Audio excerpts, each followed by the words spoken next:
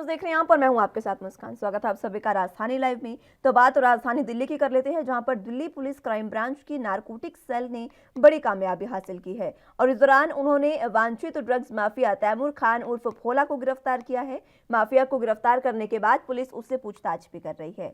पूछताछ में drug mafia Taimur ने गुनाह कबूल करते हुए कहा कि उसने 2007 में यूपी के बरेली में मादक पदार्थों के अवैध व्यापार के सरगना के लिए काम करना शुरू कर दिया था। दिल्ली पुलिस के जनसंपर्क अधिकारी चिन्मय बिस्वाल ने यह जानकारी दी है। इस दौरान उन्होंने कहा कि ये जो कार्रवाई है वो दिल्ली पुलिस और बरेली पुलिस ने मिलकर की है।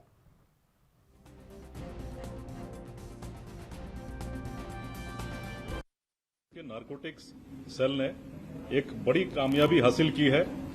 बरेली दिल्ली जो ड्रग्स हाईवे जो बना हुआ है, सप्लाई चेन और नेटवर्क सिंडिकेट जो काम कर रहे हैं उसको तोड़ने के लिए क्राइम ब्रांच के नारकोटिक्स सेल की टीम काफी दिनों से तत्परता के साथ काम कर रही है।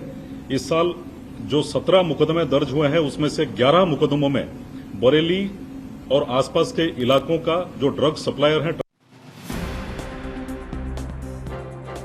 दिल्ली पुलिस को यहाँ एक बड़ी सफलता हाथ लगी है, जहां पर दिल्ली पुलिस ने एक वांछित ड्रग माफिया को गिरफ्तार कर लिया है, जिसका नाम तैमूर खान उर्फ भोला बताया जा रहा है। गिरफ्तार माफिया ने अपना जुर्म भी कबूल लिया है। पुलिस पूछताछ में उसने कहा कि उसी ने 2007 में यूपी के बरेली में मादक पदार्थों के अवैध व्यापार के सरगना के रूप में काम करना शुरू किया था और अभी तक वो इसी तरीके से सरगना के रूप में काम कर रहा है। आपको बता दें कि दिल्ली से यूपी जो हाईवे है वहां लगातार ड्रग्स की सप्लाई होती है और उसी हाईवे से इसे गिरफ्तार किया है, जिसको लेकर दिल्ली पुलिस ने कहा है कि दिल्ली पुलिस और यूपी पुलिस ने मिलकर बड़ी सफलता हासिल की है। ज्यादा जानकारी के लिए दिल्ली से संवाददाता राजीव तिवारी हमारे साथ जुड़ चुके हैं। राजीव, फिलहाल जिस तरीके से ये बड़ी सफलता दिल्ली पुलिस को हाथ लगी है, फिलहाल क्या कुछ इसमें अपडेट? देखिए, बिल्कुल बताइए, जिस तरीके से बात करें तैमूर की, तो तैमूर के जो बरेली का बताया जा रहा है, यानी कि उत्तर प्रदेश के बरेली का रहने वाला है और ये कहीं ना कहीं बड़े नेटवर्क में शामिल था। यानी नशीले जो पदार्थ थे उनकी बड़ी कह सकते हैं तस्करी करता था। ये काफी बड़ी संख्या के अंदर इसके पास नशीले पदार्थ रहा करते थे और कहीं ना कहीं इसके लिए दिल्ली पुलिस ने 1 लाख रुपए का इनाम भी घोषित किया गया था। और यहाँ तक कि उत्तर प्रदेश की जो पुलिस है उसने 50,000 रुपए का इनाम घोषित किया हुआ था। इसको कह सकते हैं मोस्ट वांटेड घोषित किया हुआ था और लगातार इसके लिए दिल्ली पुलिस और उत्तर प्रदेश की पुलिस जो थी वो छापेमारी करती नजर आ रही थी, मगर लगातार ये हाथ में नहीं आ रहा था, क्योंकि इसने अपने आसपास के जो माहौल था उसको कहीं ना कहीं बदल रखा था और लोग बागों को एक रॉबिन हुड के तौर पर पेश कर रखा था। मगर यहाँ पर बात करें, जनता इसकी मदद भी करती थी और इसी का कहीं ना कहीं फायदा भी ये उठाता था। मगर बात करें जिस तरीके से तैमूर को अब गिरफ्तार किया गया, वो भी दिल्ली के सीलमपुर इलाके से, क्योंकि इसको शक था कि उसका जो कह सकते ठिकाना है वो कहीं ना कहीं उसके साथियों ने बता दिया होगा, इसीलिए कहीं ना कहीं वो अपने ठिकाने को बदलने की कोशिश कर रहा था। मगर इससे कहीं ना कहीं बड़ी उपलब्धि हासिल हुई है, क्योंकि नशीला पदार्थ जो दिल्ली के अंदर कहे, उत्तर प्रदेश के अंदर कहे, वो सबसे ज्यादा इसी के द्वारा सप्लाई किया जाता था। जी राजीव, इसी के द्वारा सप्लाई किया जाता था और इसे पकड़कर पुलिस पूछताछ भी कर रही है। पूछताछ में क्या कुछ फिलहाल खास जानकारी निकलकर सामने आई? देखिए, बिल्कुल बताइए, जिस तरीके से बात करें पूछताछ में, तो डीसीपी जो चिन्मय है उन्होंने लगातार इससे पूछताछ कर रहे हैं और लगातार जिस तरीके से इसकी जानकारी मिली थी कि सीलमपुर इलाके के अंदर ये आने वाला है और कहीं ना कहीं ये जैसे ही मेट्रो स्टेशन से उतर कर ये अपने रोड की तरफ जाने की कोशिश कर रहा था, तो कहीं ना कहीं अपने आपको बचाव करने की भी कोशिश कर रहा था। मगर इससे अब जानकारी जुटानी जा रही है, क्योंकि इसकी गिरफ्तारी काफी बड़ी उपलब्धि हासिल करते हुए नजर आ रही दिल्ली पुलिस के लिए। मगर बात करें जिस तरीके से इसकी गिरफ्तारी हुई है और कहीं ना कहीं बड़ा नेटवर्क का खुलासा भी हुआ है और कहीं ना कहीं नशीला पदार्थ भी गिरफ्तार किया गया है इसके द्वारा। और मगर सारी जानकारी अभी दिल्ली पुलिस जुटा रही है, मगर इसके साथ साथ बड़े नेटवर्क का भी खुलासा हो सकता है दिल्ली पुलिस के द्वारा। जी बड़े नेटवर्क का खुलासा हो सकता है, लेकिन फिलहाल जो कामयाबी पुलिस को हाथ लगी है ये वाकई बहुत बड़ी कामयाबी राजीव कही जा सकती है, क्योंकि जो ड्रग्स का नेटवर्क है वो दिल्ली और उत्तर प्रदेश और साथ ही साथ अगर हरियाणा की भी बात करें तो तमाम पड़ोसी राज्यों में पूरे तरीके से फैला हुआ है। देखिए, बिल्कुल सही कहा आपने। यहाँ पर बात करें जिस तरीके से इसका जो नेटवर्क था वो तमाम इलाकों के अंदर बात करें, तमाम शहरों की बात करें, हरियाणा की बात करें, उत्तर प्रदेश की बात करें, दिल्ली की बात करें, दिल्ली से सटे हुए इलाकों की बात करें, वहां पर भी इसका नेटवर्क काफी जबरदस्त चल रहा था और कहीं ना कहीं दिल्ली पुलिस जो है इसको ही कहीं ना कहीं तलाश भी करती रह रही थी। मगर ये हर बार अपने आप को एक बचाव के तौर पर पेश करता था और जिस तरीके से इसके साथी को गिरफ्तार किया गया था और उसके बाद में इसको शक हुआ कि इसके जो ठिकाने हैं वो कहीं ना कहीं दिल्ली पुलिस को पता लग सकते हैं और इसीलिए दिल्ली पुलिस उसको अरेस्ट कर सकती है। इसीलिए वो कहीं ना कहीं अपने आप को बचाने के लिए नए ठिकाने की तलाश में था, मगर कहीं ना कहीं नशीला पदार्थ कहे, ड्रग्स कहे या फिर कहे ड्रग्स के अलावा और जो नशीले पदार्थ होते हैं उनकी भी कहीं ना कहीं तस्करी करता था और बड़ा नेटवर्क चलता था। और ये कहीं ना कहीं अपने आप को एक नशीले पदार्थ का एक रॉबिन हुड यानी कि डॉन के तौर पर पेश करता था और कहीं ना कहीं हर तरीके से बड़ा नेटवर्क चलाता था। मगर जिस तरीके से अब दिल्ली पुलिस ने इसको गिरफ्तारी की है और इससे जिस तरीके से पूछताछ की जा रही है, तो उससे साफ जाहिर है कहीं ना कहीं बड़े खुलासे हो सकते हैं और बड़े नेटवर्क यानी कि नशीले पदार्थ के जो बड़े नेटवर्क है, चाहे वो मुंबई से सटे हुए हों या फिर कहे पाकिस्तान से सटे हुए हों, मगर लगातार इन बड़े खुलासों की कहीं ना कहीं जानकारी मिल सकती है अब दिल्ली पुलिस को। जी हम्म। राजीव, तकरीबन देखिए 2007 से इसने शुरुआत की थी, इसने खुद बताया पूछताछ में। तकरीबन 14 से 15 साल पूरे होने वाले कहा जा सकता है। 2022 में अगर यकीन देखें तो 15 साल पूरे हो जाएंगे। इन 15 सालों में ना जाने कितने ही जिंदगियां इस शख्स ने बर्बाद की होंगी। इस पर अब किस तरीके की कार्रवाई की जा रही है?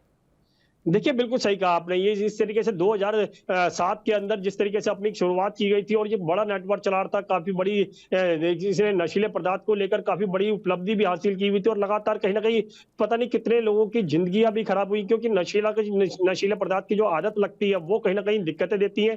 मगर इनका जो नेटवर्क था, वो बहुत ज़्यादा स्ट्रॉन्ग चल रहा था और कहीं न कहीं बचाव भी इसको मिलता नज़र आता है, क्योंकि जनता के बीच में इसने एक रॉबिन हुड की तरफ से जो अपनी छवि बना रखी थी, वो कहीं न कहीं उत्तर प्रदेश के अंदर इसको मदद करते थे। मगर बात करें जिस तरीके से हर बार पुलिस इसके घर पे बरेली के अंदर छापा मारती थी, ये गन्ने के खेतों में छुप जाता था, तो लगातार कहीं ना कहीं पुलिस को कहीं ना कहीं दिक्कतें होती थी। मगर जिस तरीके से उत्तर प्रदेश पुलिस की बात करें तो 50,000 रुपए का इसके ऊपर इनाम था, दिल्ली पुलिस के द्वारा 1 लाख रुपए का इनाम था। मगर ये जिस तरीके से पढ़ा लिखा भी है और सारी चीज जानकारी भी है, और इसको कहीं ना कहीं यही जानकारी भी मिलती थी कि तेल के द्वारा या फिर और चीजों के द्वारा कहीं ना कहीं नशीला पदार्थ बनाया जाए, ताकि जो कह सकते हैं बड़ी उपलब्धि हासिल हो सके। मगर ये लगातार इसी तरीके की कोशिश भी करता रहता था और बड़ा नेटवर्क भी चलाता था। मगर आप देखना होगा कि दिल्ली पुलिस के हाथ में कितने बड़े सबूत लगे हैं, क्योंकि इसकी गिरफ्तारी एक बड़ी उपलब्धि हासिल करती हुई नजर आ रही है दिल्ली पुलिस को। और साथ में एक बड़ा नेटवर्क जो नशीला पदार्थ चलाता था, वो उसको कहीं ना कहीं अब तोड़ने की कोशिश की जा रही है। जी राजीव, सबसे बड़ा सवाल यह है कि आखिर इतनी ज्यादा संख्या में ये जो ड्रग्स है वो इस शख्स के पास आता कहां से था जो ये सप्लाई करता था?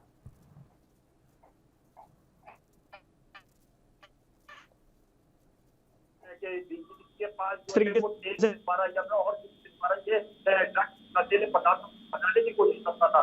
यानी कि एक घंटे की क्वांटिटी के तौर पर या ये एक नशीला पदार्थ बनाता था और कहीं ना कहीं उसको आगे सप्लाई करता था, ताकि आगे से खरीदना ना पड़े और सस्ते में इसको बन जाए नशा और उसको आगे सप्लाई किया जाए। मगर जिस तरीके से अब इसकी कमर तोड़ी गई है, नशीले पदार्थ की जो कमर तोड़ी जा रही है, नशीले पदार्थ को जो बनाने की कमर तोड़ी जा रही है, दिल्ली पुलिस के द्वारा उसको साफ जारी रखेगा। कहीं बड़ी कोशिश जरूर है, मगर देखना होगा दिल्ली पुलिस के हाथ में और कितने सबूत रखते हैं, क्योंकि इसके द्वारा कहीं ना कहीं नशीले जो ड्रग्स सप्लायर की जो टीम बनी हुई है वो टूटती नजर आ रही है। और लगातार इसकी जो गिरफ्तारी है वो कहीं ना कहीं कहते हैं काफी बड़ी उपलब्धि भी है और लगातार इस तरीके की कोशिश दिल्ली पुलिस करती हुई नजर आ रही है। मगर देखना होगा दिल्ली पुलिस के हाथ में और कितने सबूत लगेंगे इसके द्वारा। जी राजीव, किसी और तरह की जानकारी इस शख्स से निकलकर सामने आई या फिर इसके जो और साथी हैं उनके बारे में कोई जानकारी? इस तरीके से इसका एक साथी था जो दिल्ली पुलिस के हाथ में पहले लग चुका था, उसके द्वारा ही कहीं ना कहीं इसकी छानबीन की जा रही थी और कहीं ना कहीं इसकी जो गिरफ्तारी थी वो कहीं ना कहीं उसके द्वारा हुई है। अगर बात करें जिस तरीके से इसको भी पता था कि इसके जो साथी गिरफ्तार हुए हैं वो कहीं ना कहीं इसके राजपाट का की जो जैसे ठिकाने हैं उनका पता लगा सकते हैं, इसीलिए नए ठिकानों की तलाश में था। तो इसीलिए ये दिल्ली के सीरतपुर इलाके में आया था और कहीं ना कहीं अपना नया ठिकाना बनाने की कोशिश भी कर रहा था। मगर इसकी जो कोशिश थी वो कारगर नहीं हुई और दिल्ली पुलिस के हाथ में ये लग चुका है और दिल्ली पुलिस लगातार इससे पूछताछ कर रही है। और देखना होगा इतने बड़े नेटवर्कों का खुलासा हो सकता है क्या, इसके तार थे मुंबई तक या फिर पाकिस्तान तक या फिर और राज्य तक थे या फिर सिर्फ उत्तर प्रदेश और दिल्ली और हरियाणा तक ही था ये। राजीव, देखिए जिस तरीके से आपने बात की इसके तार कहाँ तक जुड़े हैं, इसमें सबसे अहम सवाल यह है कि देखिए मुंबई में फिलहाल जिस तरीके से लगातार ड्रग्स माफिया पकड़े जा रहे हैं, लगातार नए रूट्स का खुलासा हो रहा है और इस बीच अब इसी तरीके का ये जो मामला है ये दिल्ली में सामने आया और इसके तार उत्तर प्रदेश से जुड़े हैं। क्या लगता है कि क्या इन तीनों ही राज्यों में ये सप्लाई की जा सकती थी? देखिए, बिल्कुल सही कहा आपने। यहाँ पर बात करें मुंबई की तो मुंबई सबसे बड़ा नेटवर्क माना जाता है और कहीं ना कहीं सबसे ज्यादा नशीला पदार्थ मुंबई के अंदर ही मिलता है। मगर दूसरे नंबर पर जो दिल्ली आती है, मगर लगातार जो जिस तरीके से इसकी जो गिरफ्तारी है तैमूर की, वो साफ जाहिर करती नजर आ रही है कि कहीं ना कहीं इसके जो नेटवर्क है वो बड़े लेवल पे है, क्योंकि ये नशा बनाने के बाद में नशा को सप्लाई कहाँ करता था ये सारी जानकारी जुटाने की कोशिश कर रही है दिल्ली पुलिस। मगर मुंबई के साथ साथ और राज्यों के अंदर या फिर और पाकिस्तान के अंदर कहीं ना कहीं इसके कॉन्टेक्ट तो नहीं थे, क्योंकि ये तैमूर जो है वो कहीं ना कहीं बड़ी पढ़ाई लिखाई भी कर चुका है और कहीं ना कहीं इसके जो नेटवर्क है वो बड़े लेवल पे बताए जा रहे हैं। मगर देखना होगा इसके नेटवर्क हकीकत में बड़े लेवल तक कहां तक है, मुंबई तक सीमित है या फिर और राज्य तक सीमित है या फिर पाकिस्तान तक सीमित है। जी ठीक है राजीव, और क्या कुछ जानकारी इससे निकल कर सामने आ सकती है? ये अहम सवाल है कि देखिए जिस तरीके से लगातार इस तरीके के खुलासे होते जा रहे हैं और फिलहाल दिल्ली पुलिस को ये वाकई बहुत बड़ी कामयाबी मिली है। अब इससे दिल्ली पुलिस और किस तरीके की पूछताछ कर रही है, किस तरीके की कार्रवाई इस पर की जा सकती है, ताकि आगे ये जो सरगना कह सकते हैं कि इसने किया जिस माफिया का और पूरे तरीके से ड्रग्स का जो कारोबार फैला हुआ है उसको खत्म किया जा सके, कैसी कार्रवाई दिल्ली पुलिस की होगी? देखिए बिल्कुल सही कहा आपने। यहाँ पर बात करें जिस तरीके से तैमूर की गिरफ्तारी हुई है और दिल्ली पुलिस के हाथ में बड़ी से उपलब्धि भी हासिल हुई है, मगर दिल्ली पुलिस एक चीज और जुटाने की कोशिश कर रही है इसके द्वारा कि ये कहाँ से सीखा था ये नशा बनाना और इसके ऊपर कौन कौन लोग हैं जिन्होंने इसे नशा बनाना सिखाया था और ये कहाँ से ये अपना नेटवर्क चलाता था। ये सारी जानकारी जो है दिल्ली पुलिस जुटाने की कोशिश कर रही है, मगर इससे एक चीज साफ तो जरूर जाहिर होती नजर आ रही है कि तैमूर के जो नेटवर्क था वो कहीं ना कहीं स्ट्रॉन्ग था, बड़े लेवल पे था और उस बड़े लेवल की जो कमर है वो तोड़ दी गई है, क्योंकि ये कमर का जो हिस्सा था ये कम से कम मजबूत हिस्सा था और ये कहीं ना कहीं तैमूर जो नशा बनाने के साथ साथ नशे को सप्लाई भी करता था और कहीं ना कहीं जो इसके अंडर में काफी लोग काम करते थे, मगर वो कितने लोग थे वो कहीं ना कहीं जानकारी जुटाने की कोशिश कर रही है। और जो इसका नेटवर्क है कहाँ से स्ट्रॉन्ग था, कहाँ से इसको मजबूती मिल रही थी, कहाँ से ये नशा बनाया करता था, ये सारी जानकारी अब दिल्ली पुलिस जुटा रही है और दिल्ली पुलिस के हाथ में अगर बड़े सबूत लग सकते हैं और हो सकता है इसके तार जो है वो मुंबई तक भी जाते दिखाई दे। जी ठीक है राजीव, बहुत शुक्रिया हमारे साथ जुड़ने के लिए और तमाम जानकारी के लिए। तो अगली खबर की रुख कर लेते हैं, जहां पंजाब में कांग्रेस के संकट के दरमियान पार्टी की तरफ से बेइज्जत किए जाने के बाद मुख्यमंत्री के ओहदे से इस्तीफा देने के बाद एक दिन बाद कैप्टन अमरिंदर सिंह ने आज खेती कानूनों के खिलाफ चल रहे संघर्ष के दौरान जान गंवाने वाले 150 किसानों के परिवारों को नौकरियों के लिए नियुक्ति पत्र बांटने का निर्धारित प्रोग्राम रद्द हो जाने पर दुख जाहिर किया। पूर्व मुख्यमंत्री ने कहा कि नया मुख्यमंत्री मनोनीत हो चुका है, जिस कारण दुर्भाग्यवश वो मृतक किसानों के वारिसों को निजी तौर पर नियुक्ति पत्र नहीं सौंप सकेंगे। हालांकि उनका मंत्रालय इस प्रस्ताव को पहले ही मंजूरी दे चुका है। उन्होंने उम्मीद जाहिर की है कि नए मुख्यमंत्री इस कार्य को जल्द पूरा करेंगे, जिससे पीड़ित परिवारों को राहत मिल सके। कैप्टन अमरिंदर सिंह ने मुख्यमंत्री के पद के लिए मनोनीत चरणजीत सिंह चन्नी को ये यकीनी बनाने के लिए कहा है कि राज्य सरकार संकट के सामना कर रहे पंजाब के किसानों के साथ अपना साथ जारी रखे, जिन्होंने इंसाफ के लिए हमारी साझा लड़ाई में अपनी जिंदगियां कुर्बान की है, ये कैप्टन अमरिंदर सिंह ने कहा। नए मुख्यमंत्री चरणजीत सिंह चन्नी जो आज शपथ लेंगे उसमें कैप्टन अमरिंदर सिंह ने उनसे अपील की है कि लगातार जिस तरीके से पंजाब सरकार उनका साथ दे रही थी किसानों का, इसी तरीके से अब भी उनका साथ देती रहे, ताकि जो किसान है वो इस समय संघर्ष का सामना कर रहे हैं, परेशानियों का सामना कर रहे हैं, उनको और ज़्यादा परेशानियां ना झेलनी पड़े, इसलिए पंजाब सरकार उनके साथ रहे। और नए मुख्यमंत्री से उन्होंने अपील भी की कि जल्द ही उन लोगों को जो मृतक किसान हैं उनके परिवारों को नियुक्ति पत्र निजी नौकरियों के सौंपे जाए। आपको बता दें कि जिस तरीके से पंजाब में आंतरिक कलह कांग्रेस में चल रही थी, संकट चल रहा था और इसी बीच मुख्यमंत्री के पद से कैप्टन अमरिंदर सिंह ने इस्तीफा दिया और उसके बाद नए मुख्यमंत्री का चयन हो चुका है, जो आज शपथ ग्रहण समारोह उनका होने वाला है, आज शपथ लेंगे। लेकिन सबसे बड़ी बात इसमें यह है कि जिस तरीके से कैप्टन अमरिंदर सिंह ने यह बात कही है कि किसानों का सीधे तौर पर साथ देना जारी रखना चाहिए कांग्रेस को, यह वाकई बहुत बड़ी बात है। ज़रा जानकारी के लिए पंजाब से ब्यूरो चीफ कुलवीर दीवान हमारे साथ जुड़ चुके हैं। कुलवीर जी, देखिए जिस तरीके से अब कैप्टन अमरिंदर सिंह ने अपनी ये बात रखी है और उन्होंने साफ तौर पर कहा कि किसानों का साथ जारी रखना चाहिए। अब क्या लगता है कि जो नए मुख्यमंत्री हैं वो इसी तरीके से कांग्रेस की नीतियों पर काम करते हुए किसानों का साथ जारी रखेंगे? देखिए, कैप्टन अमरिंदर सिंह ने ये जो कार्ड खेला है इसे भावनात्मक कार्ड कहा जा सकता है, क्योंकि उन्होंने किसान का एक दर्द जो है या उसका हमदर्द अपने आप को पेश करने की कोशिश की है इस बयान के जरिए। और ये कहा है कि उन्हें अफसोस है कि वो 150 जो किसान जो अपनी जान गंवा चुके हैं उनके परिजनों को अपॉइंटमेंट लेटर जो है वो देने थे, क्योंकि कैप्टन सरकार ने ये फैसला लिया था अपनी कैबिनेट में कि जो किसान आंदोलन में जान गंवाई है जिन किसानों ने, उनके परिजनों को नौकरी दी जाएगी। लेकिन वो नौकरी के नियुक्ति पत्र नहीं बांट पाएंगे क्योंकि अब वो मुख्यमंत्री नहीं रहे। इस बात का उन्होंने अफसोस जाहिर किया है कि वो उन परिवारों को अब नियुक्ति पत्र नहीं बांट पाएंगे, लेकिन अपील की है कि जो नए मुख्यमंत्री हैं वो जल्द से जल्द ये काम पूरा करें। उनके इस बयान को यदि पूरी तरह से देखा जाए तो कहीं ना कहीं मुख्यमंत्री कैप्टन अमरिंदर सिंह अब किसानों के जरिए अपनी जो राजनीतिक पकड़ है उसको और मजबूत करना चाहते हैं और उस दिशा में आगे बढ़ना उन्होंने शुरू कर दिया है।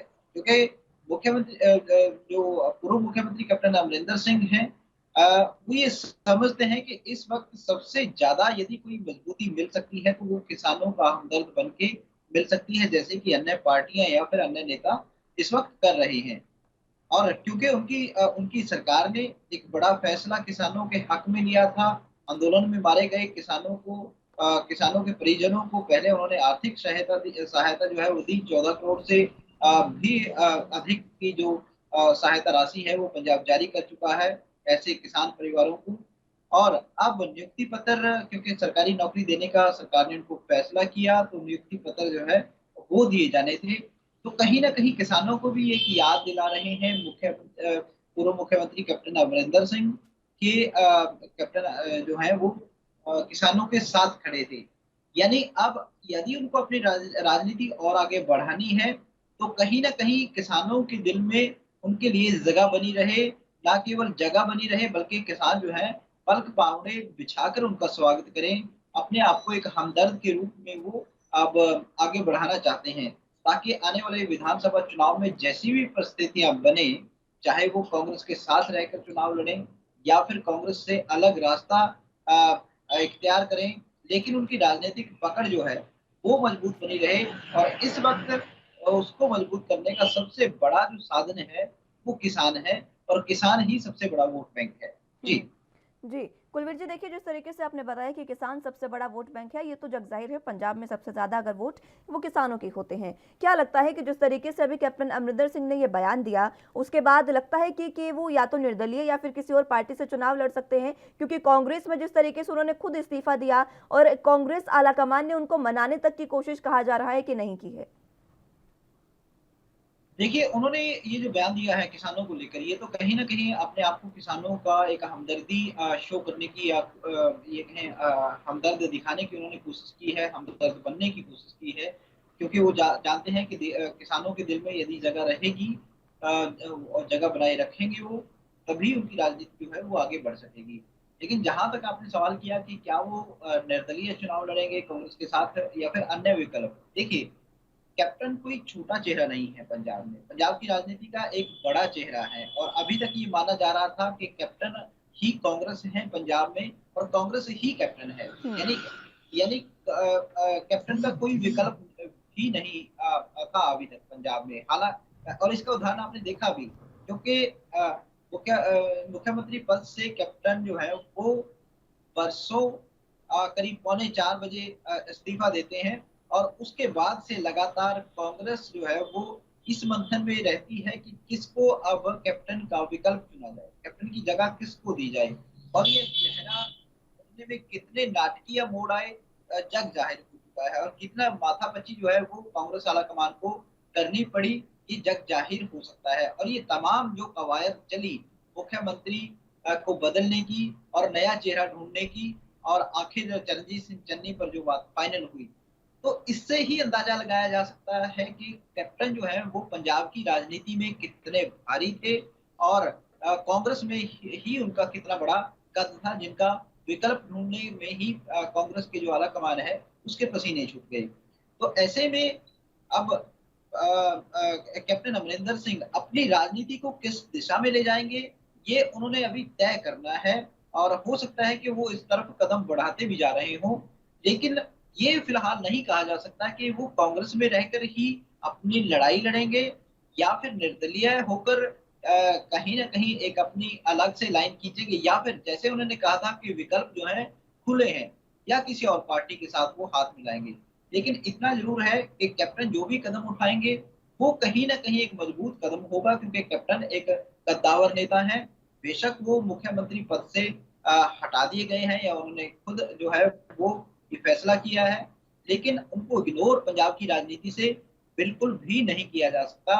और यदि वो कांग्रेस से अलग रास्ता अपनाते हैं तो निश्चित तौर पर ये तय है कि कांग्रेस को नुकसान होना लाजमी है।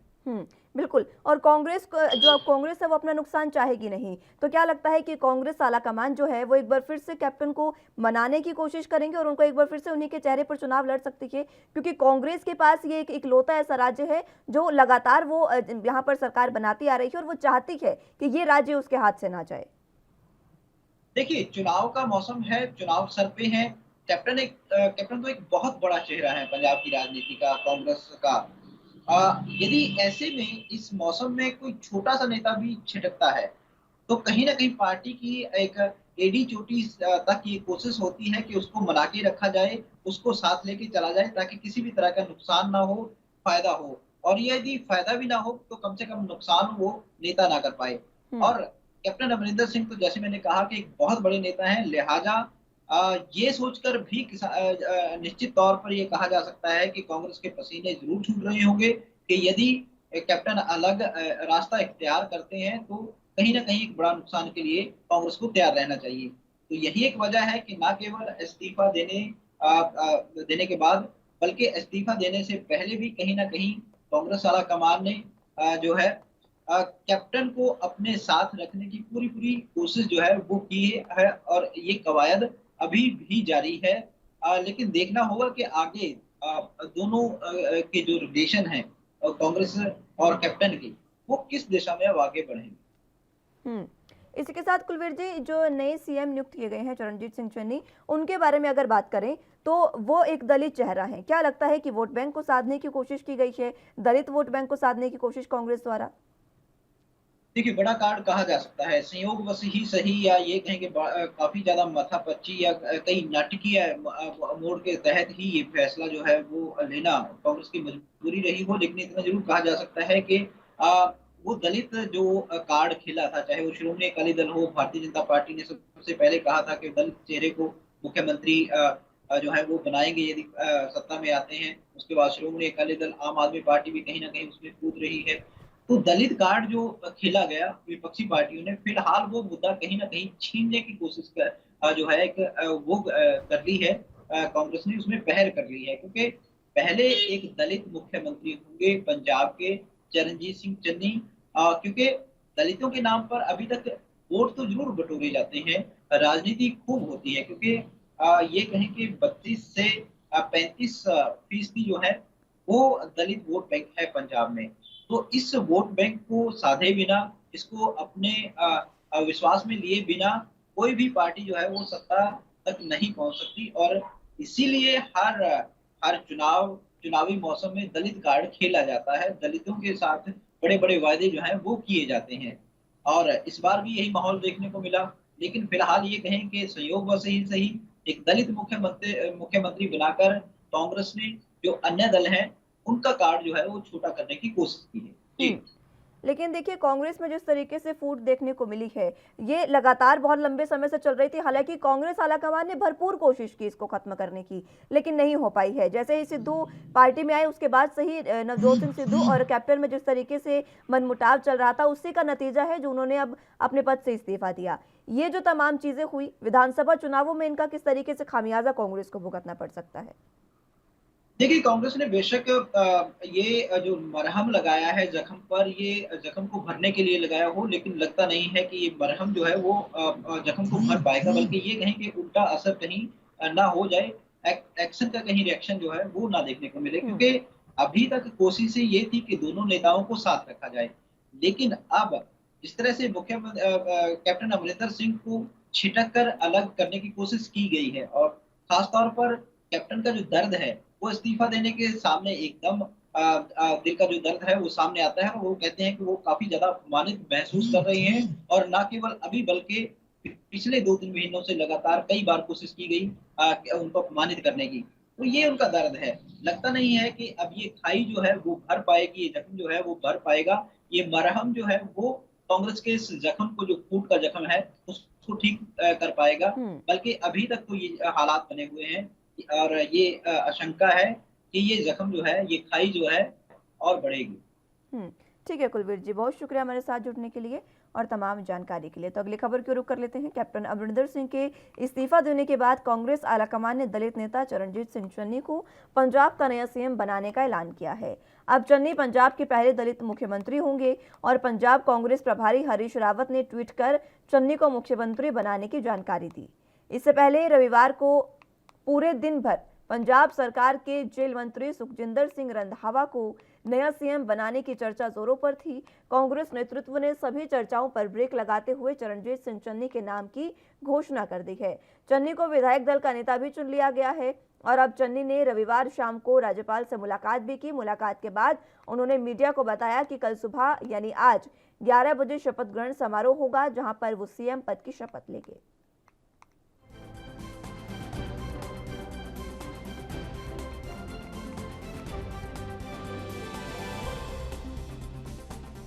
कल 5 बजे कांग्रेस पार्टी दी लैजिस्लेटिव पार्टी दी मीटिंग हुई है। कांग्रेस दे सारे एमएलए साहबान ने सर्बसम्मति नाल कांग्रेस पार्टी दे सारे एमएलए साहब ने जो फैसला कल 5 बजे सर्बसम्मति नाल लिया उस बारे अज असी गवर्नर साहब नू अपना दावा पेश किया है। गवर्नर साहब ने कल नू 11 बजे सौ चक्कण का टाइम दिता है। कल नू 11 बजे ओथ टेकिंग सैरेमनी होएगी। उस तो ओथ लैण तो बाद असी साडे पार्टी के प्रधान साडे लीडर साहबान तुहानू सारिਆਂ ਨੂੰ संबोधन करनगे। कल 11 बजे तक तुसी इंतजार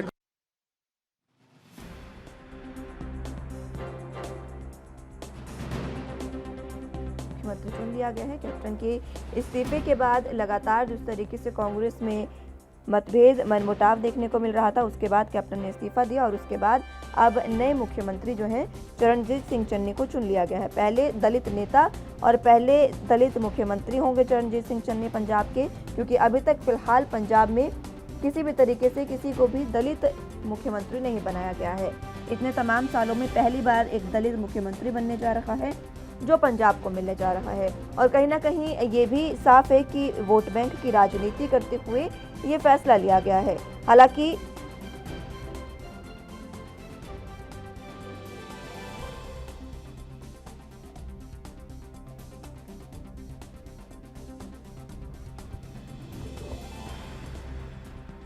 ज़्यादा जानकारी के लिए चंडीगढ़ से संवाददाता अमित कुमार हमारे साथ जुड़े हुए हैं। अमित, फिलहाल जिस तरीके से आज नए मुख्यमंत्री का शपथ ग्रहण समारोह होगा, 11 बजे ये समारोह है, लेकिन सबसे बड़ी बात कि दलित वोट बैंक को साधने की सीधे सीधे कोशिश जो है कांग्रेस द्वारा की गई है।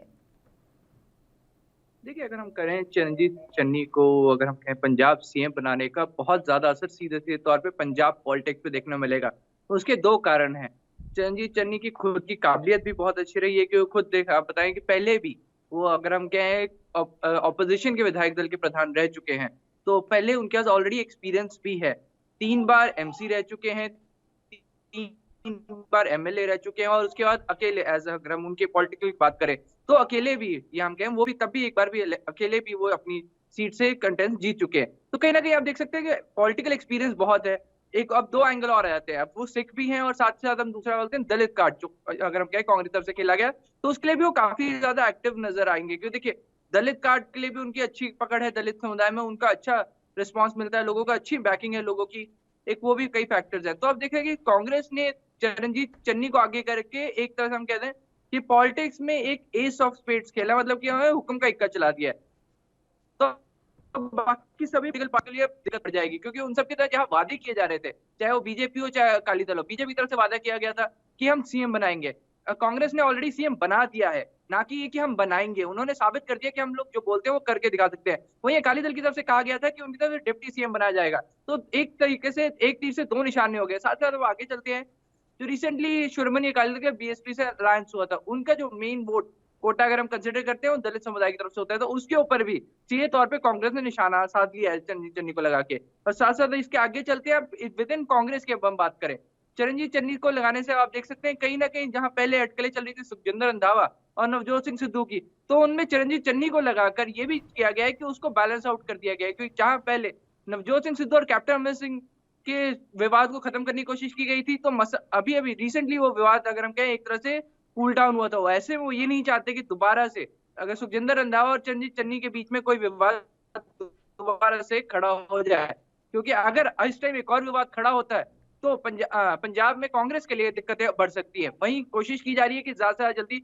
इसे कूल डाउन किया जा सके। वहीं आज 11 बजे उनकी ओथ टेकिंग सेरेमनी है और उसके बाद पंजाब कांग्रेस के प्रधान नवजोत सिंह सिद्धू भी प्रेस कॉन्फ्रेंस कर सकते हैं। और अभी एक और जानकारी हमें मिली है सूत्रों के ख्याल से कि सोनिया गांधी भी चंडीगढ़ पहुंच सकती है और चरणजीत चन्नी के जो हम कहेंगे ओथ टेकिंग सेरेमनी में ज्वाइन कर सकती हैं। अमित, सबसे बड़ी बात यह है कि देखिए फिलहाल बीजेपी की अगर बात करें तो बीजेपी जिस तरीके से कई राज्यों में 5 राज्यों में उन्होंने सीएम बदले हैं, उन्होंने फ्रंट फुट पर आकर सबके सामने सीएम बदले, लेकिन कांग्रेस उन पर इसी तरीके से निशाना साध रही थी कि आप सीएम बदल रहे हैं, विकास नहीं होगा। क्या बीजेपी की राह पर चलकर बैकफुट पर आकर ये तमाम प्री प्लानिंग के साथ ये तमाम चीजें हो सकती है, क्या ये कहा जा सकता है? देखिए, ये हम कह सकते हैं कांग्रेस तरफ से एक इमरजेंसी स्टेप हम ज्यादा इसे कंसिडर करेंगे, इसे प्री प्लान स्टेप तो हम नहीं कंसिडर करेंगे, क्योंकि कैप्टन अमरिंदर सिंह से उनका इस्तीफा लेना प्री प्लान नहीं था। कहीं ना कहीं विद इन पार्टी काफी ज्यादा आवाज उठी है, कई ज्यादा बोलते हुए नजर आए हैं कि हमें नाखुश है, कि हमें इस चीज की जरूरत है, हमें जरूरत है कि हमें फेस चेंज किया जाए। तो इन सभी चीजों को लेके काफी ज्यादा प्रेशर कैप्टन अमरिंदर सिंह पे बना था। तो कैप्टन अमरिंदर सिंह खुद भी कहते हुए नजर आते हैं कि उनको कहीं ना कहीं काफी ह्यूमिलेटेड फील हो रहे थे वो, कि उनको कंसिडर नहीं किया जा रहा, उनको वर्दी नहीं समझा जा रहा, तो उनको चेंज करने की बात की जा रही थी, जिसके बाद उन्होंने अपना रेजिग्नेशन दिया। तो आप देख रहे हैं कहीं ना कहीं ये प्री प्लान नहीं था, पर ये कदम उठाना पड़ा, क्योंकि कहीं ना कहीं कांग्रेस 2022 इलेक्शन को जरूर कंसिडर कर रही है कि अगर कोई मेजर स्टेप नहीं उठा, क्योंकि कई बातें पूरे भी हुए, कई बातें पेंडिंग भी है और कई एक्शन लेने की जरूरत है। क्योंकि हम पंजाब की बात करें, पंजाब में कई, अगर हम कहें कि चाहे सरकारी मुलाजिम हो चाहे बस ऑपरेटर हो, लगातार धरने पे और लगातार डिमांड लेके सरकार के पास पहुंच रहे हैं। तो ऐसे में बहुत ज्यादा जरूरी हो जाता है कि इन डिमांड्स को भी पूरा किया जाए और कोशिश की जाए कि जल्द से जल्द जितना भी लोगों के बीच में गुस्सा है पार्टी को लेकर उसे खत्म किया जाए। क्योंकि अगर हम कंसिडर करते हैं टाइम फ्रेम के, तो सिर्फ 3 महीने रह गए हैं और इन 3 महीनों में बहुत ज्यादा जरूरी होगा कि कांग्रेस अपना फ्रंट फुट आगे रखे और ज्यादा से ज्यादा हो सके लोगों के बीच में जाए। लेकिन अमित देखिए, आप कह रहे हैं कि प्री प्लान में ये नहीं हो सकता, लेकिन इस्तीफा देने के बाद जिस तरीके से कैप्टन का बयान सामने आया, उन्होंने खुद कहा कि सुबह ही उन्होंने सोनिया गांधी को ये तमाम चीजें बता दी थी और इस्तीफे के लिए साफ कर दिया था कि वो आज शाम को इस्तीफा देंगे। विधायक दल की बैठक से पहले उन्होंने इस्तीफा दिया।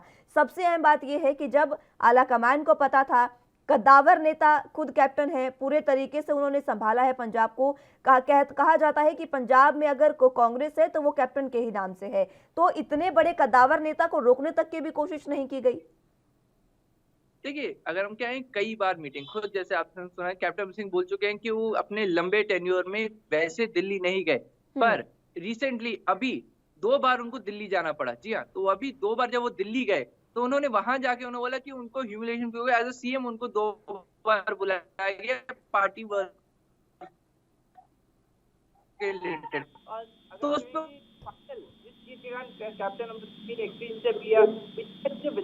स्टेप लिया वो ये था कि जब विधायक दल की बैठक रात को 12 बजे बुला ली गई और जिसमें बारे में उन्हें इन्फॉर्म भी नहीं किया गया और इन्फॉर्म छोड़िए उनसे परमिशन भी नहीं ली गई, जिसके चलते उन्होंने सीधे तौर पे कह दिया कि मुझसे अगर आप पार्टी मुझे केपेबल नहीं समझती है तो मैं रिजाइन करता हूं। तो इसी चलते उनको फोन्स भी आए थे, पहले सोर्सेज चल रही थी, काफी ज्यादा डिमांड लगातार पार्टी से विरोध चला, तो उसके बाद उन्होंने अपना परफॉर्मेंस दिखाते हुए बात उन्होंने कह दिया अगर मुझे केपेबल नहीं समझे तो मैं रिजाइन कर रहा हूं क्योंकि I feel humiliated at base level, so I am resigning. तो उन्होंने सीधे तौर पे कह दिया कि मुझे अगर पार्टी मुझे वर्थ नहीं समझती तो मैं रिजाइन करता हूं, बाकी कांग्रेस हाईकमान जो भी डिसीजन लेगी उनको वो मंजूर है। जी, लेकिन हमें देखिए विधानसभा चुनावों के मद्देनजर मात्र 3 महीने विधानसभा चुनावों में रह गए हैं। अभी दिसंबर के आखिरी ही समय में कोड ऑफ कंडक्ट भी लग जाएगा। ये जो तमाम चीजें हैं विधानसभा चुनावों पर किस तरीके से असर डालती हैं? देखिए, ये यहाँ पे ही कांग्रेस के लिए रह गया है। अगर हम कंसिडर करते हैं कि कुछ तक अगर हम बात करें कि 2 महीने से 3 महीने का एक्टिव समय रह गया, ऐसे में बहुत ज्यादा जरूरी हो जाता है कि जल्द से जल्द कांग्रेस क्योंकि आज चन्नी अगर हम कहें कि खुद शपथ लें पंजाब के सीएम बन जाएंगे, पर अब कैबिनेट भी दोबारा आनी होगी। अब कैबिनेट क्या रीशफल होती है या पुरानी कैबिनेट मेंटेन की जाती है, ये बहुत कुछ देखना पड़ेगा, क्योंकि कहीं ना कहीं सुखजिंदर रंधावा को डिप्टी सीएम बनाने की बात की जा रही है और उनको होम मिनिस्ट्री भी देने की बात की जा रही है। तो ऐसे में बहुत ज्यादा जरूरी हो जाता है कि कई फैक्टर्स कंसिडर किए जाएं कि क्या चेंज होने हैं या नहीं होने, क्योंकि अगर पोस्टर्स चेंज किए जाते हैं, अगर नए मंत्री बनाए जाते हैं, अगर हम कहें पूरी कैबिनेट रिशफल की जाती है, तो जो नए अधिकारी आएंगे, हम कहें जो नए मंत्री आएंगे, तो उनको सीखने में और अपने डिपार्टमेंट में जानने में समय लगेगा। ऐसे में नुकसान कांग्रेस को ही होगा, क्योंकि उनको जल्द से जल्द एक्शन लेने की जरूरत है। तो अब ये देखना होगा कि क्या कांग्रेस सेफ खेलेगी और सभी पुराने विधायकों को उन्हीं जो उनको पुरानी मिनिस्ट्रियां मिली हैं वही दी जाएंगी, या फिर रिशफल होगा और एक रिस्क लेगी कांग्रेस कि जो नए हैं वो ज्यादा अच्छा काम कर सकते हैं, क्योंकि एक स्टेटमेंट पहले भी दे दी गई है कि अगर काम करना होगा तो 3 महीने नहीं 2 महीने में ही जितने वादे हैं वो पूरे किए जा सकते हैं। तो अब क्या ये हिंट था कि 1 महीने के अंदर कैबिनेट को सेट किया जाएगा कि जिनको नए मंत्रिमंडल दिए जाने उनको नए मंत्रिमंडल दिए जाएंगे और जो पुराने रिटेन किए जाने उनको पुरानी मिनिस्ट्रियां दी जाएंगी, और उसके बाद बचे 2 महीने के अंदर सभी वादे पूरे किए जाएंगे। ये तो चलो वक्त ही बताएगा कि क्या रणनीति रहने वाली है, पर अंदेशा यही ज्यादा जताया जा रहा है कि कैबिनेट में रिशफलिंग हो सकती है और कई नए चेहरे सामने आ सकते हैं। ठीक है अमित, बहुत शुक्रिया हमारे साथ जुड़ने के लिए और तमाम जानकारी के लिए। तो अगली खबर की ओर रुख करते हैं जो मुंबई से है, जहां मुंबई के एंटीलिया कांड में गिरफ्तार सचिन वाजे ने ईडी के सामने अपने बयान में साल 2020 में मुंबई में हुए 10 डीसीपी के ट्रांसफर पर खुलासा किया है। इस दौरान उन्होंने कहा कि उस समय महाराष्ट्र के 2 मंत्रियों ने 40 करोड़ रुपए पोस्टिंग के लिए लिए थे। ईडी ने सचिन वाजे से पूछा कि क्या उन्हें मुंबई में होने वाले ट्रांसफर पोस्टिंग के बारे में जानकारी है। इस पर सचिन वाजे ने बताया कि जुलाई 2020 में इस समय के मुंबई पुलिस कमिश्नर परमवीर सिंह ने 10 डीसीपी के ट्रांसफर पोस्टिंग को लेकर ऑर्डर दिया था, जिसको लेकर उस समय के महाराष्ट्र के गृह मंत्री अनिल देशमुख और कैबिनेट मंत्री अनिल परब खुश नहीं थे और उन लोगों ने इस ऑर्डर को वापस लेने के लिए कहा। वाजे के मुताबिक इसके 3 से 4 दिन के बाद उन्हें पता चला कि कुछ पैसों का लेन देन के बाद दूसरा ऑर्डर जारी नहीं किया गया है। मुझे आगे पता चला कि उन पुलिस अधिकारियों से 40 करोड़ रुपए लिए गए थे, जिसमें से 20 करोड़ अनिल देशमुख ने उनके पर्सनल सेक्रेटरी संजीव पलाड़े के माध्यम से और 20 करोड़ अनिल परब ने आरटीओ अधिकारी बजरंग खरमाटे को हाथों में दिए थे।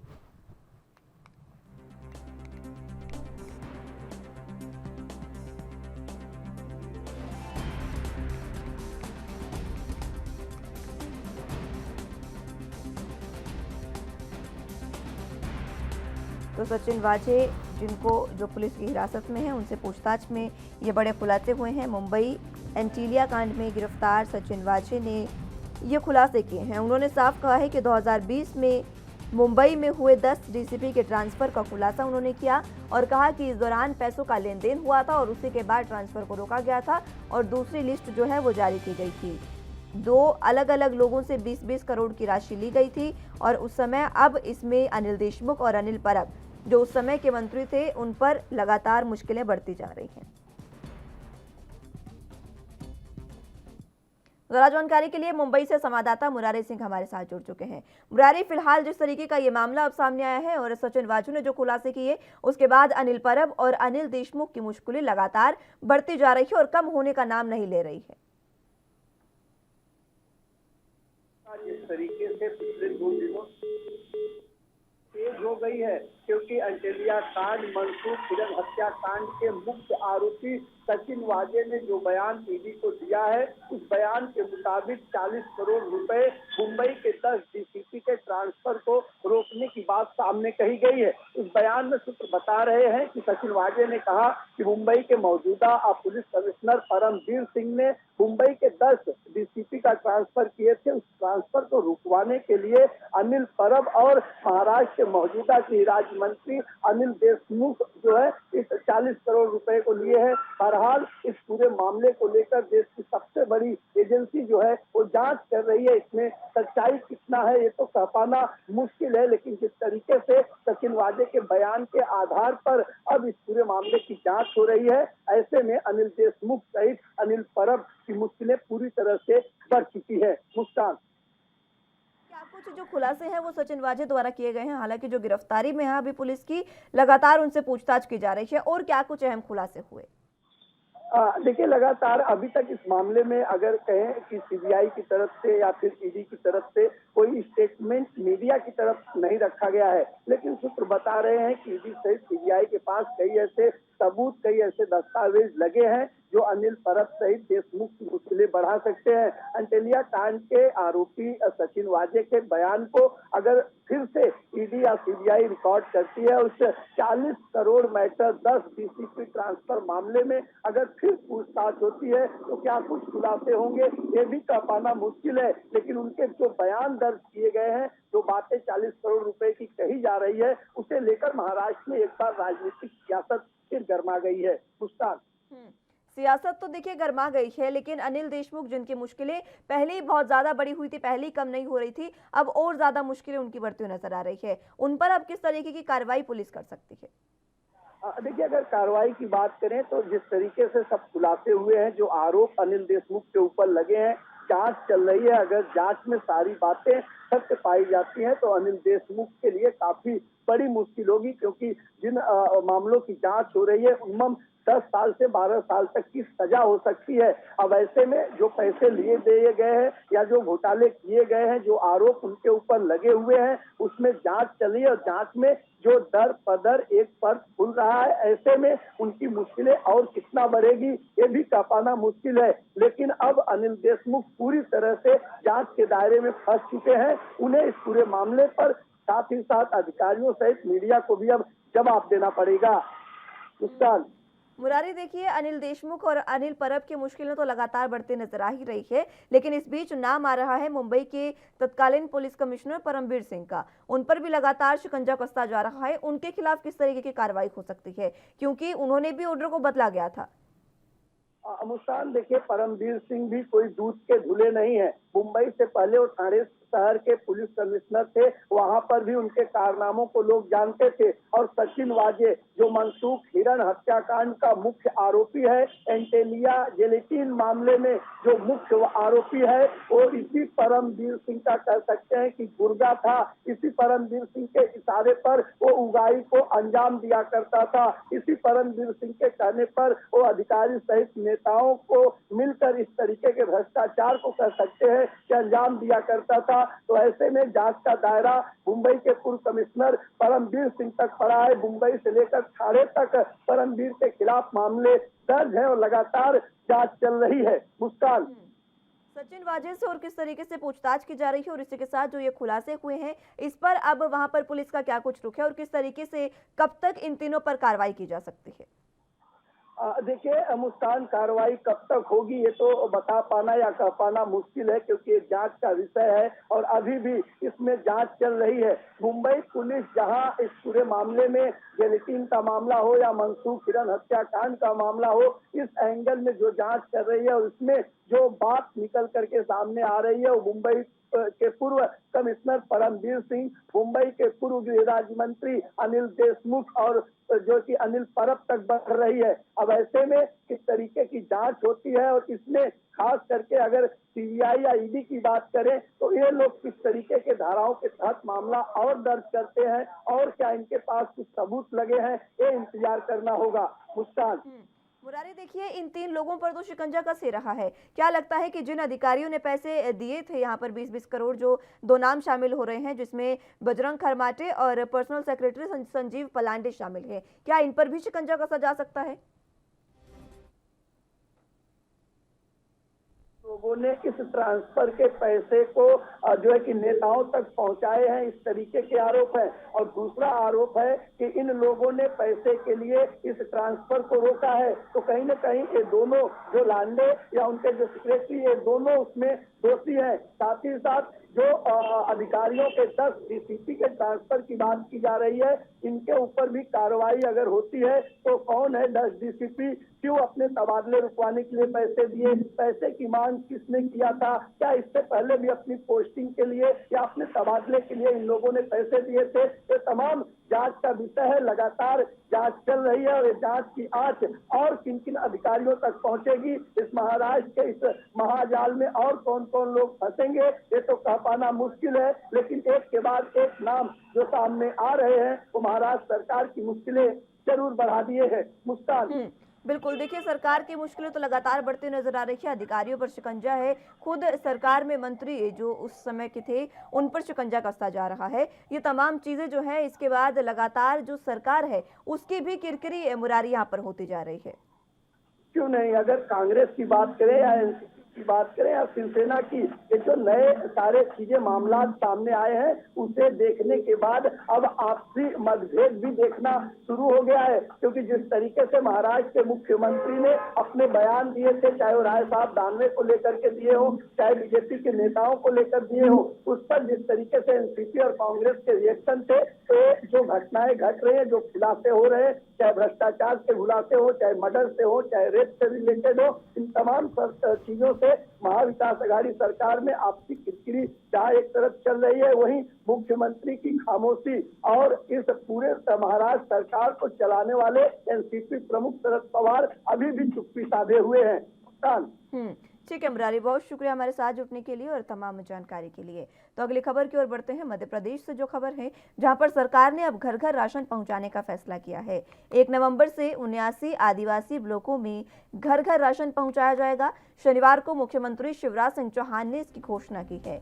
स्वतंत्रता आंदोलन में हिस्सा लेने वाले आदिवासी नेताओं को सम्मानित करने के लिए जबलपुर में गौरव दिवस कार्यक्रम को संबोधित करते हुए मुख्यमंत्री शिवराज सिंह चौहान ने कहा कि हम मध्य प्रदेश के स्थापना दिवस 1 नवंबर से 89 आदिवासी ब्लॉकों में घर घर राशन वितरण शुरू करने जा रहे हैं। मुख्यमंत्री शिवराज सिंह चौहान ने कहा कि आदिवासी भाई बहन को अब काम छोड़कर राशन दुकानों पर जाने की जरूरत नहीं होगी। दरअसल आदिवासी समुदाय के लोग सरकार से इस सुविधा की मांग पहले से ही कर रहे थे और सरकार ने आदिवासियों की इस मांग को ध्यान में रखते हुए उन्हें घर पर राशन देने की योजना बनाई है, जिससे वाकई आदिवासी समाज के लोग काफी खुश नजर आ रहे हैं। तो मध्य प्रदेश सरकार ने ये बड़ा फैसला लिया है। शिवराज सिंह चौहान ने इसका ऐलान किया है और अब आदिवासी जो समुदाय के लोग हैं उनके घरों तक आदिवासी ब्लॉकों में घर घर राशन पहुंचाने का जो ऐलान है, जो घोषणा है, वो कर दी है मुख्यमंत्री शिवराज सिंह चौहान ने।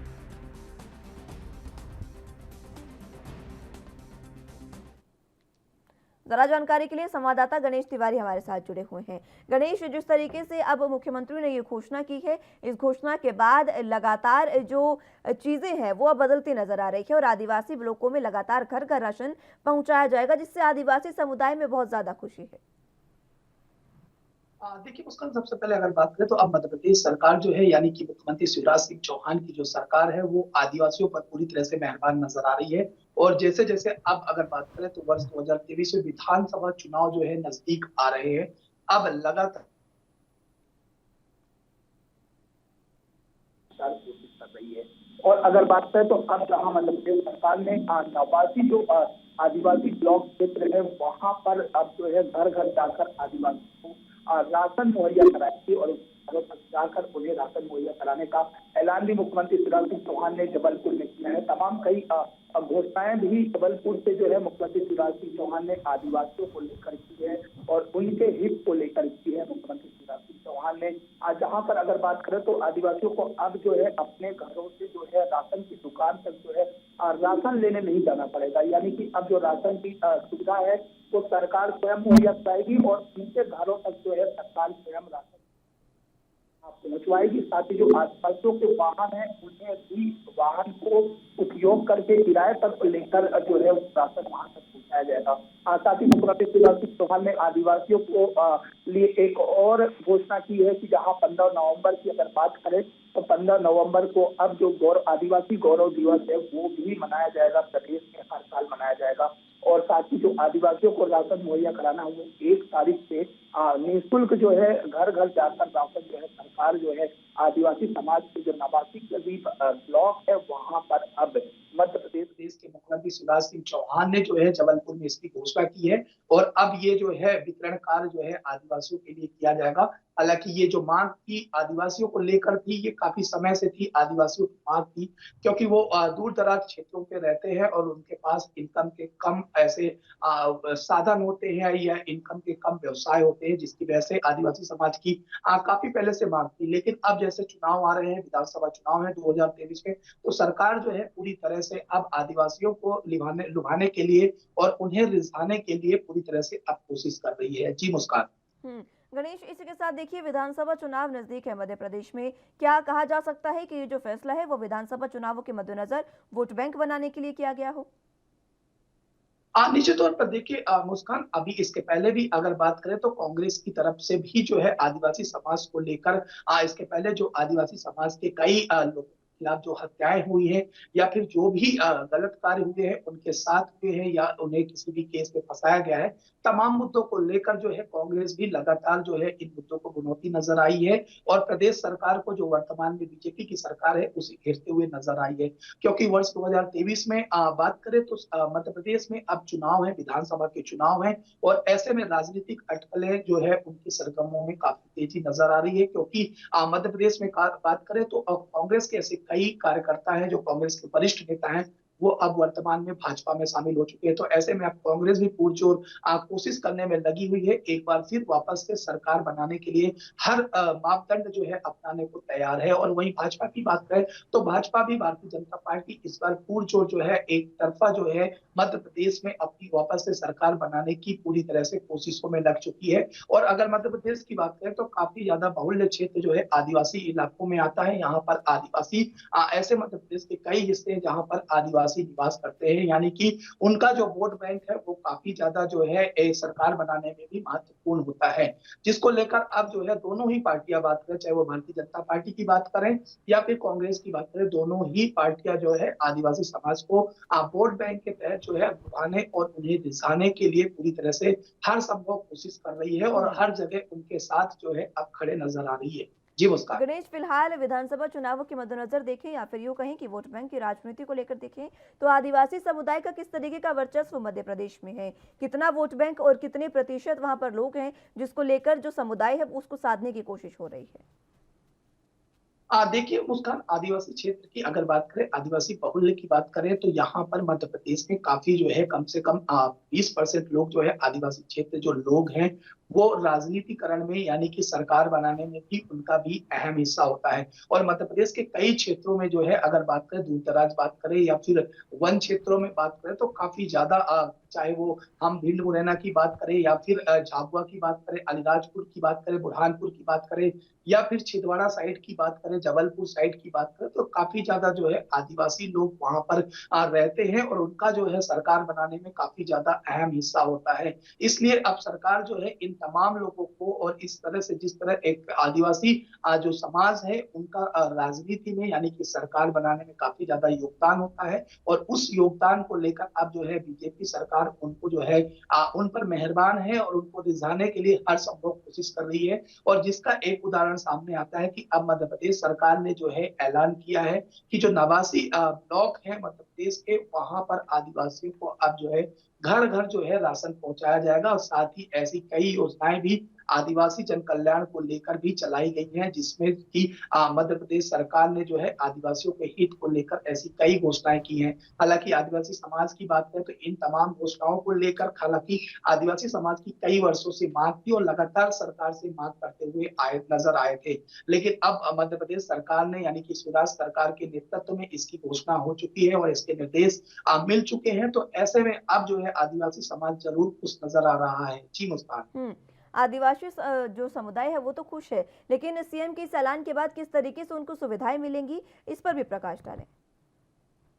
देखिए सीएम की अगर इन सुविधाओं की तमाम बात करें तो क्योंकि अगर जो मध्य प्रदेश के मुख्यमंत्री शिवराज सिंह चौहान ने जो घोषणा की है आदिवासियों को घर घर जो है राशन पहुंचाने को लेकर, तो निश्चित तौर पर क्योंकि आदिवासी समाज के क्षेत्र जो लोग थे, समुदाय के लोग थे, वो दूर दराज रहते थे, ऐसे में उन्हें आने जाने में भी काफी तकलीफें होती थी और उनकी लगातार जो है मांगे थी। तो निश्चित तौर पर इससे आदिवासी समाज को जो मुख्यमंत्री शिवराज सिंह चौहान के निर्देश में जो घोषणा की गई है, जो राहत दी गई है, वो आदिवासी समाज के लिए बेहद ही फायदेमंद साबित होगी, क्योंकि अब उन्हें जो है अपने कामकाज छोड़कर जो है दूर दराज जाकर राशन लेने के लिए लाइनों में नहीं लगना होगा, और दूर दराज यानी कि अपने जो काम छोड़कर वो लोग राशन के लिए जाते थे और उन्हें काफी दूर जाना पड़ता था, वो तमाम अब मुश्किलों का भी उन्हें सामना नहीं करना पड़ेगा। यानी कि घर पे वो रहकर अपने जो भी व्यवसायिक कार्य करते हैं या फिर जो भी खेती-बाड़ी का काम करते हैं, वो सुचारू रूप से वो करते रहेंगे। साथ ही जो राशन है, मध्य प्रदेश के मुख्यमंत्री शिवराज सिंह चौहान के नेतृत्व में और उनके निर्देश में जो है अब घर-घर उन्हें राशन सुविधा मिल जाएगी। तो उन्हें अब काफी ज्यादा देखिए राहत की जो खबर है, उनके लिए एक राहत की खबर है और एक सुकून भरी खबर है। जी मुस्कान। ठीक है गणेश, ये भी बताएं, देखिए जिस तरीके से बीजेपी ने वोट बैंक को साधने की कोशिश यहाँ पर की है, इसके काट के लिए कांग्रेस की क्या कुछ रणनीति इस दौरान रहने वाली है? देखिए मुस्कान, सबसे पहले अगर बात करें तो क्योंकि मध्य प्रदेश में अभी वर्तमान में भाजपा की सरकार है, तो ऐसे में भाजपा की तरफ से काफी ज्यादा घोषणाएं तो जरूर की जा रही हैं। लेकिन अब कांग्रेस की तरफ से बात करें तो क्योंकि कांग्रेस का साफ तौर पर कहना है कि मध्य प्रदेश के मुख्यमंत्री यानी कि शिवराज सिंह चौहान जो है एक घोषणा भी मुख्यमंत्री हैं, वो ऐसी तमाम कई घोषणाएं करते हैं लेकिन उन्हें पूरा नहीं करते, और ऐसी कई योजनाएं हैं जिसकी मध्य प्रदेश के मुख्यमंत्री शिवराज सिंह चौहान ने घोषणा तो कर दी, लेकिन आज तक उनका अगर जमीनी हकीकत पर बात करें नहीं मिला। तो हालांकि कांग्रेस की तरफ से अब एक तरफा जो है प्रदेश सरकार को घेरने की कोशिश की जा रही है। साथ ही अगर बात करें तो कांग्रेस की तरफ से भी अब पूरी तरह से इस आदिवासी जो वोटर्स हैं, आदिवासी समुदाय के लोग हैं, उन्हें रिझाने के लिए उनके अब क्षेत्रों में जा जाकर दौरे कांग्रेस की तरफ से भी किए जा रहे हैं। साथ ही अगर बीजेपी की बात करें तो बीजेपी जो है कांग्रेस के बाद ही ये जो आदिवासियों को लुभाने का स्टेप है उसके बाद ही अपनाया, क्योंकि इसके पहले कांग्रेस की तरफ से बात करें तो कमलनाथ, जो पूर्व मुख्यमंत्री कमलनाथ है मध्य प्रदेश के, उन्होंने आदिवासी जो क्षेत्र है, बहुल्य इलाके हैं, वहां पर काफी ज्यादा कई बार दौरा कर चुके हैं। जिसके बाद जो है हालांकि बीजेपी ने इसे राजनीतिक सियासत समीकरण बताते हुए कांग्रेस को भी एक तरफा घेरने की कोशिश की थी, लेकिन इसके बाद कई तरह की ऐसी घटनाएं आई थी जहां पर आदिवासी समाज की अभी हाल ही में एक थाने पे जो है वहां पर मृत्यु भी हो गई थी। इसके बाद इसके पहले की बात करें तो पिकअप वाहन पर खींचकर वहां पर भी एक आदिवासी समाज के व्यक्ति की मौत हो गई थी। तो ऐसे में राजनीति काफी तेज चल रही थी। राजनीतिक सरगमों में जो है आदिवासी समाज को लेकर उन्हें रिझाने के लिए या फिर उनके साथ जो है कांग्रेस खड़ी नजर आ रही थी, जिसको लेकर अब भारतीय जनता पार्टी की तरफ से जो है एक प्रयास किया गया है आदिवासी वोटर्स को लुभाने को लेकर। लेकिन गणेश देखिए, अभी हाल ही में जो चुनाव हुए थे उसमें जनता ने तो कांग्रेस पर ही अपना भरोसा जताया था, लेकिन बीच में जिस तरीके से सिंधिया वहां से गए अपने तमाम विधायकों समर्थकों के साथ, उसके बाद जो हाल चीजें हुई है उसके बाद बीजेपी वहां पर आई, जो फिलहाल की जो स्थितियां वहां पर बनी उस समय की, उसके बाद जनता का क्या कुछ रुख है? क्या एक बार फिर से कांग्रेस पर भरोसा जता सकती है जनता या फिर बीजेपी? देखिए मुस्कान, सबसे पहले बात करें तो क्योंकि मध्य प्रदेश में भारतीय जनता पार्टी का और भाजपा का पूरी तरह से दबदबा था यहाँ पर, और प्रदेश में जो है मुख्यमंत्री शिवराज सिंह चौहान करीब 3 पंचवर्षीय समय से जो है मुख्यमंत्री थे। लेकिन इसके बाद जो है मध्य प्रदेश में सत्ता परिवर्तन हुआ और लोगों ने, यहाँ की आम जनों ने कांग्रेस को पसंद किया। तो निश्चित तौर पर कहीं ना कहीं लोगों का जो है बीजेपी की तरफ से उनका रुझान खत्म होता नजर आ रहा था, या फिर वो तमाम जो घोषणाएं मुख्यमंत्री शिवराज सिंह चौहान की तरफ से की गई हैं या तो उन्हें पूरा नहीं किया गया, जिसकी वजह से तमाम, चाहे किसी भी क्षेत्र के सरकारी कर्मचारियों की बात करें या फिर प्राइवेट सेक्टर की बात करें, तमाम लोग जो है नाखुश, मध्य प्रदेश की सरकार से नाखुश नजर आ रहे थे। और वही वजह रही कि मध्य प्रदेश में कांग्रेस की सरकार चुनी गई। हालांकि कांग्रेस की सरकार मात्र 45 दिन ही चल पाई, क्योंकि इस पर जो है 1.5 साल ही चल पाई, क्योंकि जो है इस पर जो है कई ऐसे नेता थे, सिंधिया समेत करीब 22 विधायक जो है कांग्रेस को छोड़कर बीजेपी का दामन थाम लिया था। तो लेकिन निश्चित तौर पर इसके पूर्व की बात करें तो कहीं ना कहीं प्रदेश में जो है जनता का जो रुख था वो कांग्रेस की तरफ जरूर नजर आया था। लेकिन सबसे बड़ी बात मुस्कान यहाँ पर है कि जनता का अगर रुख कांग्रेस की तरफ एक बार नजर आया था, लेकिन उसके बाद मध्य प्रदेश में उपचुनाव भी 22 सीटों को लेकर हुए थे, जहां पर बीजेपी ने एक तरफा जीत हासिल की थी। यानी कि बीजेपी का एक बार फिर जो है दबदबा बनता दिख रहा है। ठीक है गणेश, बहुत शुक्रिया हमारे साथ जुड़ने के लिए और तमाम जानकारी के लिए। तो फिलहाल के लिए राजधानी लाइव में मेरे साथ बस इतना ही। आप जुड़े रहिए एनबी न्यूज के साथ। नमस्कार।